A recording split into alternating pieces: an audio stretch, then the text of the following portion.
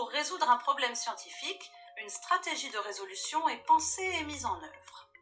Celle-ci explique ce qu'on va faire, comment on va le faire et les résultats que l'on attend.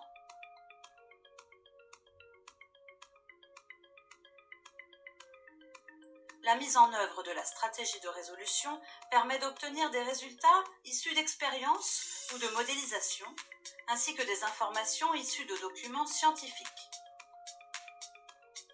Alors, que faut-il pour réussir sa stratégie de résolution ? La stratégie de résolution doit être conforme.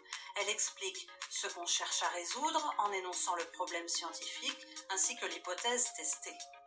Ce qu'on fait et comment on le fait. Le principe expérimental est explicité.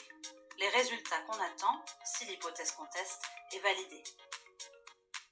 La stratégie de résolution doit être pertinente. En effet, elle doit permettre de tester l'hypothèse énoncée en rapport avec le problème à résoudre et d'obtenir des résultats exploitables. Elle est réalisable avec le matériel disponible. La stratégie de résolution doit être complète. Dans le principe expérimental énoncé, il est prévu une situation de comparaison, un témoin et un test entre lesquels un unique paramètre varie. Il est précisé comment les résultats seront observés, par exemple grâce à un microscope optique, par l'utilisation de réactifs, d'un logiciel, etc.